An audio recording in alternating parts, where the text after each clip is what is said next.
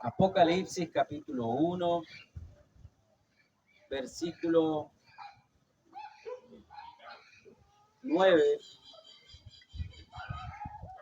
Dice así: yo, Juan, vuestro hermano y copartícipe vuestro en la tribulación, en el reino y en la paciencia de Jesucristo, estaba en la isla llamada Patmos por causa de la palabra de Dios y el testimonio de Jesucristo. Yo estaba en el Espíritu en el día del Señor y oí detrás de mí una gran voz como de trompeta que decía: yo soy el Alfa y la Omega, el primero y el último. Escribe en un libro lo que ves y envíalo a las 7 iglesias que están en Asia: a Éfeso, Esmirna, Pérgamo, Tiatira, Sardis, Filadelfia y Laodicea. Y me volví para ver la voz que me hablaba conmigo, y vuelto vi 7 candeleros de oro, y en medio de los 7 candeleros a uno semejante al Hijo del Hombre, vestido de una ropa que llegaba hasta los pies y ceñido por el pecho con un cinto de oro. Su cabeza y sus cabellos eran blancos como la blanca lana, como nieve, sus ojos como llama de fuego, y sus pies semejante al bronce bruñido, refulgente como un horno, y su voz como un estruendo de muchas aguas. Tenía en su diestra 7 estrellas, de su boca salía una espada aguda de 2 filos, y su rostro era como el sol cuando resplandece en su fuerza.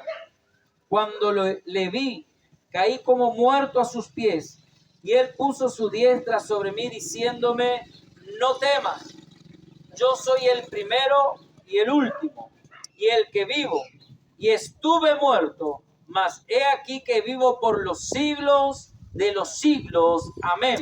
Y tengo las llaves de la muerte y del Hades. Escribe las cosas que has visto, y las que son, y las que han de ser después de estas. El misterio de las 7 estrellas que has visto en mi diestra, y de los 7 candeleros de oro. Las 7 estrellas son los ángeles de las 7 iglesias, y los 7 candeleros que has visto son las 7 iglesias. ¿Cuánto dicen amén a su palabra? Amén. Una de las cosas que habla en este lugar, que dice en el versículo 17, una parte dice: no temas, yo soy el primero y el último. Y el 18 dice: el que vivo y estuve muerto en tiempo pasado, mas he aquí que vivo por los siglos de los siglos. Amén. ¿Cuántos dicen amén a su palabra? Dice que el que estuvo muerto. Pero una de las cosas que nosotros vemos, que cuando habla de esta palabra, de que estuvo muerto, no fue solamente por algo natural del cuerpo, sino que había una asignación de parte del Padre para que cuando caminase Él por las partes más profundas de la tierra, dice la palabra, pudiera testificar, pudiera predicar acerca del evangelio poderoso de Jesucristo, predicar que Él estuvo muerto en ese tiempo, en ese momento, no para decir soy débil, ni para decir fui derrotado, sino que para poder testificar del poder de Dios y testificar a los que habían muerto que Jesucristo es el Señor de señores y el Rey de reyes para siempre. Una de las cosas que nosotros vemos, que hay una, como dice la palabra, nosotros hemos recibido herencia, porque si nosotros no íbamos a poder recibir herencia si Él no moría por nosotros. Tenía que haber una muerte para que pueda haber un testamento, una herencia. ¿Cuál es esa herencia que Él nos deja? El poder y la autoridad de parte de Él. Fíjese en Colosenses, quiero que vayamos un poquito para ver qué hay en su muerte. No solamente nosotros recordamos la muerte con una tristeza o con un dolor, sino que recordamos la muerte con un propósito. ¿Cuántos dicen amén? Amén. Diga conmigo: recordamos la muerte con un propósito. Así que Colosenses capítulo 2, versículo 10. Colosenses capítulo 2, versículo 10 dice: y vosotros, ¿quién? Todos nosotros, estáis completos en Él, que es la cabeza de todo principado y potestad. En Él también fuisteis circuncidados con circuncisión no hecha a mano, al echar de vosotros el cuerpo pecaminoso carnal en la circuncisión de Cristo, sepultados con Él en el bautismo. Para nosotros no hubiera tenido poder el bautismo si no hubiera habido una muerte. Si Él no hubiera muerto por nosotros, el bautismo no tenía ningún poder para estos tiempos. Y fíjese que todo tiene un porqué, todo tiene un tiempo que pareciese que si se hace en el pasado, pareciera, entre comillas, lo digo pareciera, no tendría efecto, pero porque el bautismo de Juan el Bautista, que estaba haciendo antes de la muerte de Jesucristo, ya estaba anunciando y estaba predicando la muerte y resurrección de Cristo. Es por eso que nosotros predicamos y anunciamos el evangelio de salvación, porque nosotros ya hemos sido salvos desde el día que creímos en Jesucristo, y no es que recién recibimos salvación después de morir, sino que ya hemos recibido salvación ahora, porque todos nosotros ahora ya no morimos, sino que dormimos, dice la palabra, porque ya pasamos a un tiempo con Él. Si ahora dormimos, dice que en el tiempo de resurrección, en el tiempo antes de la resurrección, cuando Él venga, y si todavía nosotros estamos vivos, seremos transformados, pero si hemos dormido, dice que seremos levantados con Él. Entonces, todo lo que el Señor nos está anunciando es en su muerte y resurrección. Entonces dice, sepultados en el versículo 12, sepultados con Él en el bautismo, en el cual fuiste también resucitados con Él, mediante la fe en el poder de Dios que le levantó de los muertos. Y a vosotros, o sea, todos nosotros, estando muertos en pecados y en la incircuncisión de vuestra carne, os dio vida juntamente con Él, perdonando ¿cuánto? Todos nuestros pecados.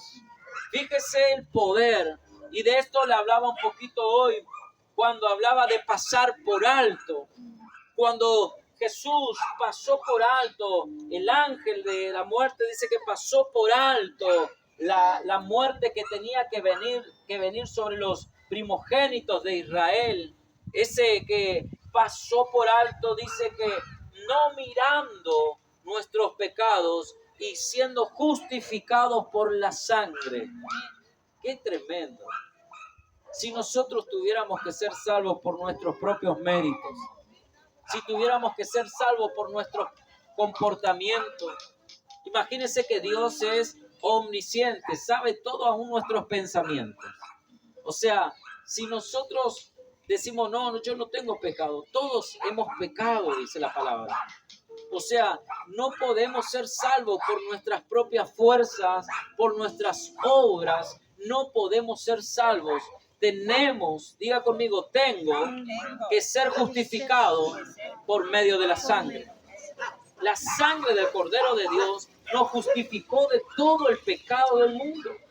Fíjese cuánto nos perdonó el Señor, que aún pasó por alto el pecado de toda nuestra familia. Cuando Él pasa por alto, dice, ve la sangre. Él ve la justificación por medio de la sangre y ve por medio de la sangre la santificación de cada uno de nosotros. Y no santificados nosotros por, como le digo, nuestro comportamiento, sino por la sangre del Cordero de Dios. Eso es lo que nos hace a nosotros ahora aceptos, nos hace a nosotros ahora hijos, nos hace ahora a nosotros tener poder y autoridad por medio de la oración, porque no tenemos poder y autoridad por nuestras palabras que decimos, sino por la sangre del Cordero de Dios que nos dio autoridad sobre todo principado y potestad.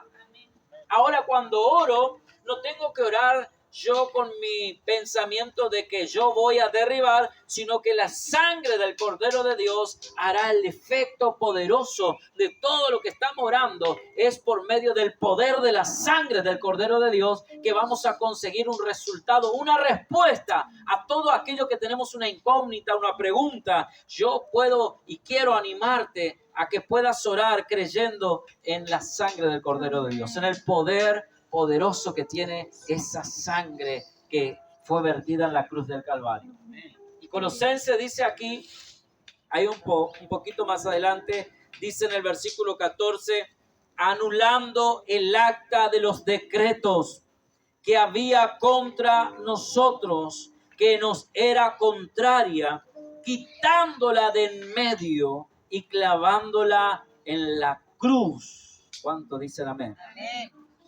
Anulando el acta de los decretos que había contra nosotros, que nos era contraria, quitándola del medio y clavándola en la cruz. Quitándola del medio, ¿por qué?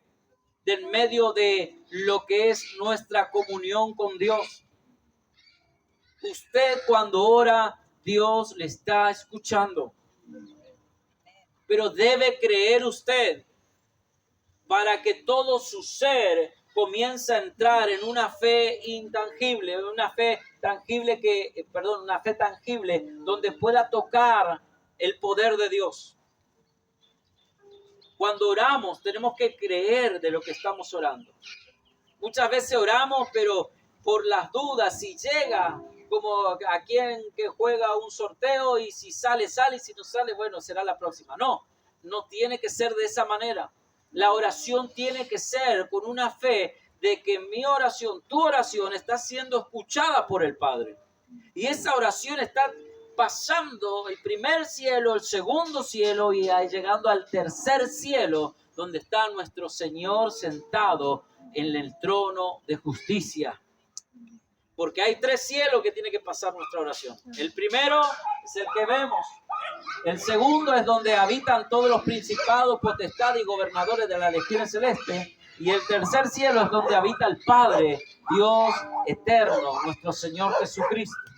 Entonces, cuando nosotros tenemos que pasar esa barrera, tenemos que ir por medio de la sangre del Cordero de Dios. La sangre del Cordero de Dios traspasó los 3 cielos y llegó hasta el trono de la gracia. Y abrió, dice que de arriba hacia abajo, todo ese velo que nos separaba de la presencia de Dios, que era por medio del pecado. Ese velo se rasgó y dice, se rompió de arriba hacia abajo y nos abrió un camino, un acceso delante del Padre. Ahora, cuando usted y yo oramos, tenemos que creer que la oración que estamos haciendo está rompiendo toda barrera, toda coraza que quiere en esta hora tapar, que quiere muchas veces frenar nuestra oración. No lo va a poder lograr porque ya hubo un sacrificio. Y ese sacrificio nos dice en el versículo 14, anulando el acta de los decretos que había contra nosotros. Nosotros no podemos, el enemigo quiere seguir con esa acta de decretos. El enemigo quiere seguir ahí diciéndote, pero mira que vos hiciste esto, pero mira que vos sos lo otro. Pero esa acta tenemos que recordar en nuestras oraciones que fue clavada, fue expuesta públicamente. ¿Por qué? Porque fue un triunfo sobrenatural. Y fíjese lo que dice en el versículo 15. Y despojando, ¿qué hizo? Despojó, quitó, arrancó. Dice que despojando a los principados y a las potestades, los exhibió públicamente, triunfando sobre ellos en la cruz. ¿Qué hizo el Señor por medio de su muerte? Por medio de su muerte en la cruz del Calvario, lo que hizo fue despojar, quitar. Cuando alguien despoja a otro, está quitando las vestimentas de autoridad, está quitando, como decía en el 13, el acta de los decretos, le está quitando, le está arrancando, está diciendo todo lo que tenías a favor de ellos, todo lo que tenías para culparles, todo lo que tenías para ahí enjuiciarlos, todo lo que tenías para condenarlos, yo lo tomo, lo saco por medio de mi sacrificio y mi sangre. Ahora los limpia. No es que la sangre ahora solamente cubre de pecado, sino que nos limpia, dice, de pecado. Eso es muy poderoso. Porque la sangre en el antiguo pacto sí nos cubría hasta un nuevo pecado que cometíamos. Pero ahora en la sangre del Cordero de Dios dice que es el pecado, es el que quita el pecado del mundo. Esa sangre nos limpió de todo pecado, de toda injusticia, de todo lo que era contra nosotros. Y dice que bajó hasta lo más profundo y les dijo, si ustedes hubieran creído, no estarían en este lugar de tormento. Mas aquellos que creyeron tienen la potestad de pasar y de ser hijos de Dios. Aquellos que creyeron están del otro lado, como en ese tiempo en el seno de Abraham. Y podían verse uno a otros. El que estaba en el seno de Abraham podía ver al otro que estaba sufriendo. Y el que estaba sufriendo podía ver al otro que estaba en un lugar de descanso. Y deseaban pasar de un lado a otro, pero no podían, porque decía, hay una cima grande que nos separa, que no podemos pasar esa cima. ¿Cuántos dicen amén? ¿Cuántos le dan gracias a Dios porque realmente tuvieron una libertad gloriosa? ¿Cuántos dicen amén? Esa libertad gloriosa. Fíjese, quiero compartir ahí esa porción bíblica en San Lucas 16, para que podamos entender. San Lucas 16, versículo 19, por ahí. 19, así es. El rico y Lázaro. Capítulo 16, versículo 19. ¿Lo encontraron? Dice, había un hombre rico que se vestía de púrpura y lino fino y hacía cada día banquete con esplendidez. Había también un mendigo llamado Lázaro que estaba echado a la puerta de aquel lleno de llagas y ansiaba asearse de las migajas que caían de la mesa del rico, y aún los perros venían y le lamían las llagas. Aconteció que murió el mendigo y fue llevado por los ángeles al seno de Abraham. Y murió también el rico y fue sepultado. Y en el Hades alzó sus ojos, estando en tormentos, y vio de lejos a Abraham y a Lázaro en su seno. Entonces él, dando voces, dijo, Padre Abraham, ten misericordia de mí, y envía a Lázaro para que moje la punta de su dedo en agua y refresque mi lengua, porque estoy en tormento en esta llama. Pero Abraham le dijo, Hijo, acuérdate que recibiste tus bienes en tu vida y Lázaro también males, pero ahora este es consolado aquí y tú atormentado. Además de todo esto, una gran cima está puesta sobre nosotros y vosotros, de manera que los que quisieren pasar de aquí a vosotros no pueden, ni de allá pasar acá. Entonces le dijo, te ruego, pues, Padre, que le envíes a la casa de mi padre, porque tengo 5 hermanos, para que le testifique, a fin de que no vengan ellos también a este lugar de tormento. Y Abraham le dijo, a Moisés y a los profetas tienen, óiganlos.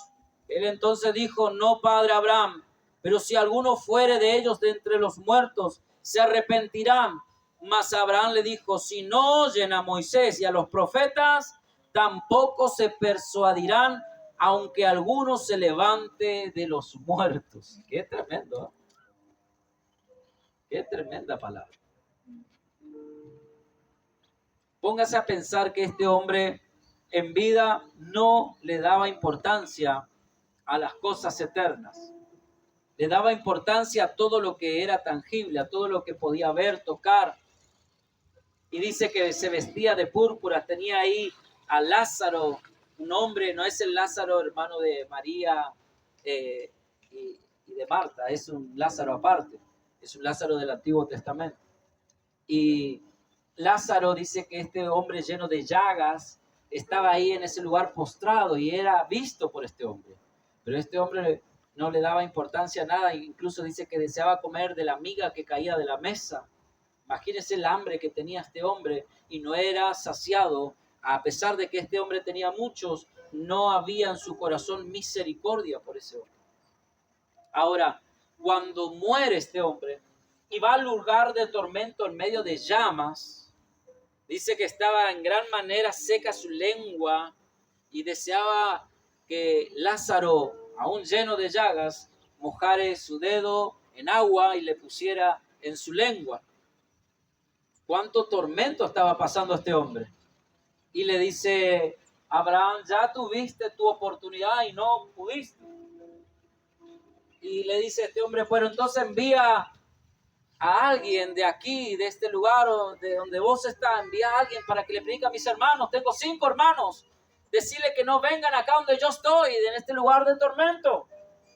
Y le dice, ya tienen a Moisés y a los profetas. Ya tienen a gente que les predica. No, pero envía a alguien, un muerto viviente, un muerto que ellos sepan que murió, que resucite y les predique. Le dice a Abraham, por más que vaya Moisés, los profetas, un muerto viviente, un ángel del cielo, no van a creer si su corazón está endurecido.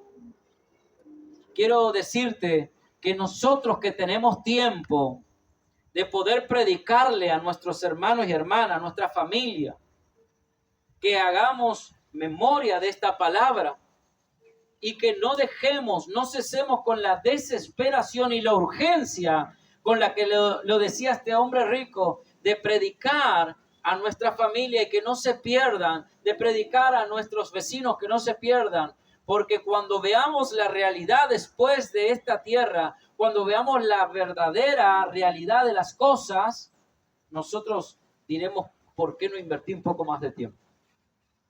¿Por qué no les prediqué un poquito más? ¿Por qué no me detuve ese día que yo le estaba viendo que estaba mal y dije, no, ya se le va a pasar o ya no sé qué hacer? Y muchas veces hemos pasado de largo y que no nos arrepintamos después de haberle predicado y haberle dicho lo que realmente está pasando. Tal vez lo estamos haciendo, pero no lo hacemos con la urgencia que tiene que ser. Y eso es lo que nos despierta la palabra. La muerte del Señor fue a tocar los corazones de los que estaban ya en aquel lugar, en lo más profundo, y les dijo, aquí estoy, yo soy el Dios, yo soy Jesús, el cual predicó Abraham, el cual predicaron Moisés, el cual predicaron los profetas, el cual predicaron los jueces, el cual predicaron los reyes y el cual predicaron los apóstoles. Aquí estoy, yo soy el alfa y la omega, el principio y el fin. Fíjese que tan tremendo esa prédica, esa palabra que estaba haciendo Jesús, que todos los cimientos de lo más profundo fueron estremecidos. Y al nombre de Jesús se doblegó toda rodilla. Y en Apocalipsis, ahí donde estábamos leyendo, dice que Él tiene la llave de la muerte. En Apocalipsis 2, ahí donde, donde estábamos leyendo, y dice el 18, el que vivo y estuve muerto, mas he aquí vivo por los siglos de los siglos. Amén. Y tengo las llaves de la muerte, ¿y de qué? Y del Hades. Tengo las llaves de la muerte y del Hades. ¿Sabe por qué dice eso? Porque hasta el enemigo se quiso confundir. Hasta Satanás se quiso confundir. ¿Sabía usted o no? Hasta Satanás quiso agarrar un alma que no le pertenecía. Y tuvo que intervenir alguien. ¿Quieren saber esa historia? En Judas, capítulo 1, versículo 9, dice, Judas está ahí al lado de Apocalipsis, justo una carta antes de Apocalipsis. Capítulo 1, versículo 9 dice, pero cuando el arcángel Miguel contendía con el diablo, disputando con él por el cuerpo de Moisés, no se atrevió a proferir juicio de maldición contra él, sino que dijo, el Señor te reprenda. Satanás quiso llevar a Moisés y ahí vino Miguel automáticamente enviado por Dios y le dijo, no se toca este pueblo. Quiso tocar algo y dijo, pero usted sabe que en la Biblia, en Éxodo, nadie sabe dónde fue Moisés. No fue sepultado, no fue desaparecido. ¿Sabe por qué? Para que el pueblo de Israel no le idolatre, para que no haga un Dios de eso. Es por eso que es la controversia con la Iglesia Católica cuando canoniza a personas que mueren y lo ponen como santos y dicen, no, pero nosotros no lo adoramos, pero ¿a quién le oran cuando es a ser expedito? No están haciendo reverencia, están orando, están pidiendo, están clamando a alguien que está muerto, alguien que no les puede oír ni los puede ver. Entonces, de la misma manera, entonces Dios saca a Moisés y dice, no, vamos a quitarlo del pueblo porque si no lo van a idolatrar. Pero Satanás quiere prenderse y dice, no, yo lo llevo. No, dijo. Mandó al arcángel Miguel, no, este es mío. Este es mío. Yo lo voy a enviar después a Moisés y a Elías y van a predicar en el tiempo del fin. Y después ustedes lo van a ver en Apocalipsis, que van a ser enviados nuevamente. Entonces, son cosas que nosotros debemos entender que no hay poder ya sobre nuestra muerte o cuando dormimos. No hay poder de Satanás sobre nosotros porque Jesucristo, nuestro Señor, ya ha comprado con precio de sangre todas nuestras vidas. ¿Cuántos dicen amén? Amén. Entonces, ¿cómo no hemos de alabar al Señor? ¿Cómo no hemos de exaltar a nuestro Dios? Cuando usted ora, cuando usted alaba, cuando usted está intercediendo, cuando está orando, crea en el poder de Dios. Crea que Dios puede hacer algo. No ore por orar, no ore por solamente a ver si pasa, si llega a pasar, ay, no sé si va a suceder, pero voy a orar por la duda para no quedar mal. No, ore para que las personas reciban sanidad. Ore para que las personas se salven. Ore para que el que está perdido encuentre salvación. Ore para que su familia no se pierda como este hombre rico, que sus hermanos querían que se salve y decía que por favor ellos no vengan a este lugar. Es un lugar horrible, es un lugar que no se puede salir, es un lugar que no se puede escapar, es un lugar que no podemos hacer nada que por más que haga lo que haga. Aquí el dinero no te ayuda, aquí los amigos no te ayudan, acá ya no te puede ayudar Abraham, acá ya no te puede ayudar nadie, acá lo único que estamos esperando ya es la condenación eterna.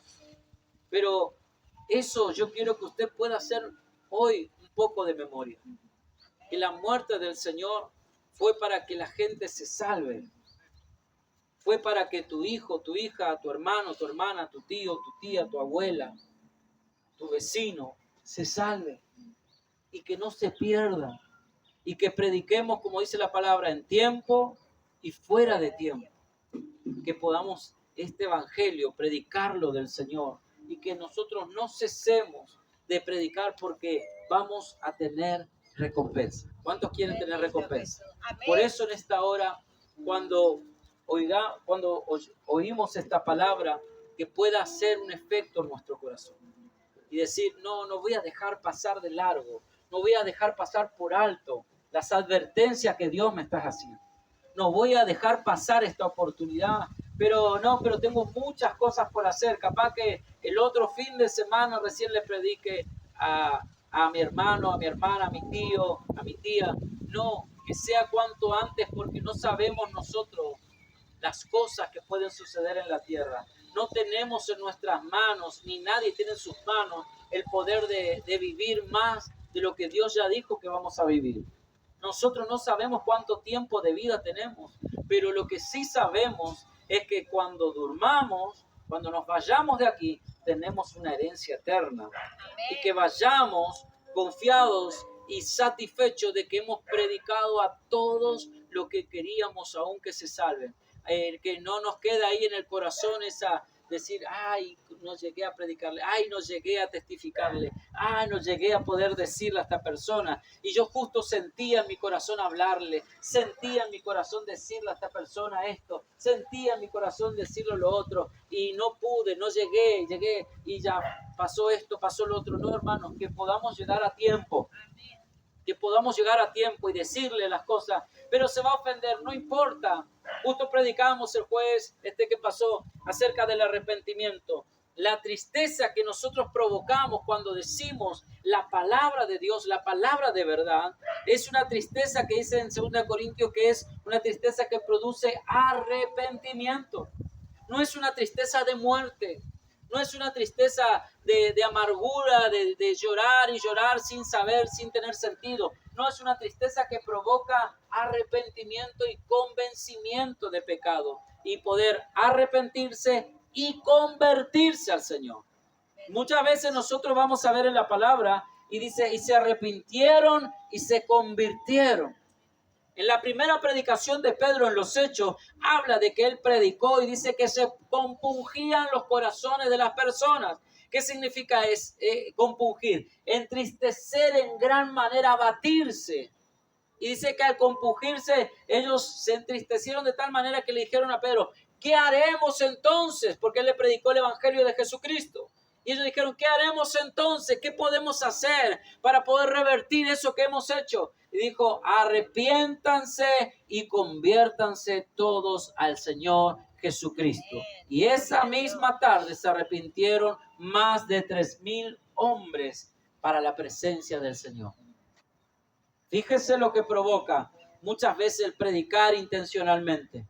Antes tal vez predicábamos sin intención de ofender y si querés, y ni le predicamos. ¿Querés ir a la iglesia? Nomás le decimos. Y te dice, no. Y le prediqué, pastor. ¿Qué le predicaste? Y le dije si quería ir a la iglesia. No le predicaste, le invitaste nomás. Predicar es predicar el Evangelio de Jesucristo.